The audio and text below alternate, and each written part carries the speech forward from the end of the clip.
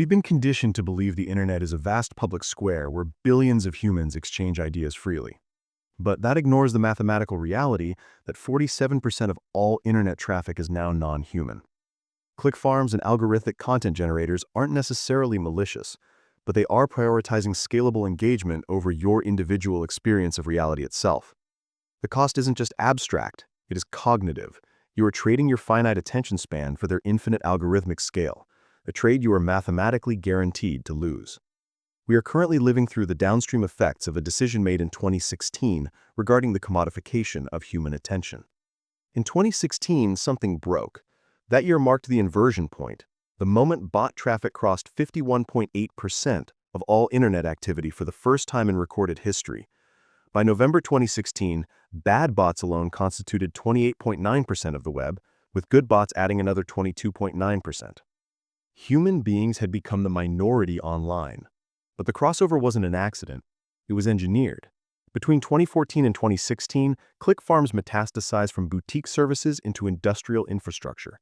The 2016 US presidential election wasn't just contested by humans, it was the first major democratic event where bot armies deployed at scale to manipulate voter perception. Russian state-backed operations flooded Twitter and Facebook with coordinated bot networks, amplifying divisive content and suppressing opposition. They didn't just influence the conversation, they manufactured the appearance of consensus itself. During the same period, Facebook's algorithm underwent a critical shift. The platform prioritized engagement rate, reactions, shares, comments, as the key metric determining what content appeared in your feed. Post with high engagement went viral. Post without it disappeared into the void. This created a perfect economic incentive. Whoever could generate the most engagement controlled the narrative. Enter the click farms. Based primarily in Bangladesh, the Philippines, Indonesia, and Vietnam, these operations employed low-wage workers paid pennies per click to generate artificial engagement. By 2013, researchers Andrea Strappa and Carla Di Michele calculated that the fake follower industry alone generated between $40 million and $360 million annually. Facebook was earning $200 million per year from fraudulent ad clicks. About 40 to 80% of Facebook ads operated on a pay-per-click model, and advertisers claimed that 20% of those clicks were invalid. This could have cost Facebook $2.5 billion of their 2014 revenue if they had acknowledged it. They didn't acknowledge it. They priced it into the business model. The U.S. State Department spent $630,000 on Facebook advertising to acquire 2 million fans. When they analyzed the data, they discovered their engagement rate was 2%. They had purchased an audience of ghosts. The fake followers didn't just fail to engage, they actively suppressed the reach of genuine content by diluting the engagement pool. Facebook's algorithm interpreted low engagement as a signal that the content wasn't interesting, so it stopped showing State Department posts even to their real followers. Then came June 11, 2020. OpenAI released GPT-3 to beta users. GPT-3 wasn't just another language model. It was trained on 175 billion parameters, over 100 times larger than its predecessor, GPT-2. It consumed 570 gigabytes of internet text, requiring 314 sextillion floating-point operations to train at a cost of $46 million for a single model run. It could generate text indistinguishable from human writing. And on November 18, 2021, OpenAI removed access restrictions. Anyone could use it. Timothy Schaup from the Copenhagen Institute for Future Studies warned in 2022 that if GPT-3 gets loose, 99 to 99.9% of online content could be AI-generated by 2025 to 2030. By 2024, his prediction was already materializing. Google reported that search results were being inundated with websites that feel like they were created for search engines instead of people. A Google spokesperson acknowledged that AI-generated content was rapidly displacing human-created content. The mechanism was devastatingly simple. It is an algorithmic cage. It is a behavioral loop coded in C++.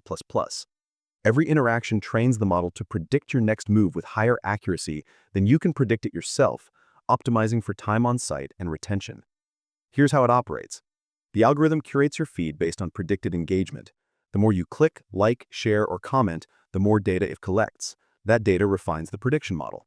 The refined model serves you content engineered to maximize your engagement time. You are not browsing the internet. You are training a superintelligence to manipulate you more effectively. GPT-3 accelerated this process by orders of magnitude. Where click farms required human labor to generate fake engagement, GPT-3 automated the entire pipeline. Bots could now generate realistic posts, realistic comments, realistic usernames, realistic biographies. They could debate politics, they could review products, they could pretend to be your neighbor. By 2021, bot traffic reached 64% of the internet, according to Barracuda Networks. By 2022, it hit 47.4%, according to Imperva's Bad Bot Report, the highest level since 2013. But that number is misleading. It only counts detectable bots. Advanced GPT-powered bots that successfully mimic human behavior aren't included in those statistics because they pass as human. In 2024, Facebook feeds were flooded with bizarre AI-generated images. Jesus Christ made of shrimp, flight attendants with anatomically impossible features, nonsensical religious iconography designed to trigger engagement through absurdity. These images garnered 20,000 plus likes and shares, not from humans, but from other bots programmed to engage with viral content. It was bots talking to bots, generating engagement for engagement's sake, with no human in the loop at all. You are not navigating a public square. You are trapped in what researchers call an engagement enclosure, a curated simulation designed to farm your clicks. This is the digital enclosure movement. Just as 18th century aristocrats fenced off the common lands to force peasants into factories, big tech is fencing off the digital commons. In the 1700s, English landowners passed enclosure acts that privatized communal farmland. Peasants who had grazed livestock and grown food on shared land for generations were suddenly trespassers on property they had used their entire lives. They had no choice but to migrate to cities and work in factories for wages. The commons were destroyed. Private ownership replaced collective access. Today, the same pattern is repeating. The early internet was a commons, decentralized, open, anarchic. Anyone could publish a website, anyone could find it. Search engines indexed everything. Social media platforms operated chronologically. If you posted something, your followers saw it. Then the algorithms arrived. By 2016, Facebook had fully transitioned to algorithmic curation. Chronological feeds disappeared. Now, if you want your content seen, you pay for it. Organic reach collapsed. The average Facebook post reaches only 5.2% of a page's followers without paid promotion. The commons, the free and open exchange of information, has been enclosed. What was once public has been privatized and sold back to you as advertising. The dead internet theory isn't a conspiracy, it's an economic inevitability. Bots are cheaper than humans. Fake engagement is cheaper than real community building. Algorithmic manipulation is more profitable than authentic content. Your perception of consensus is manufactured. When you see a trending topic, you assume it reflects popular opinion. It doesn't. A 2018 study analyzed 14 million tweets over 10 months in 2016 and 2017. It found that bots significantly amplified articles from unreliable sources. High follower accounts legitimize misinformation, leading real users to believe, engage with, and reshare bot-posted content.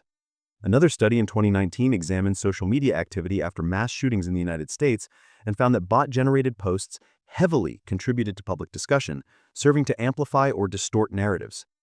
You scroll through your feed and see thousands of likes on a post. You assume those likes represent real people. They don't.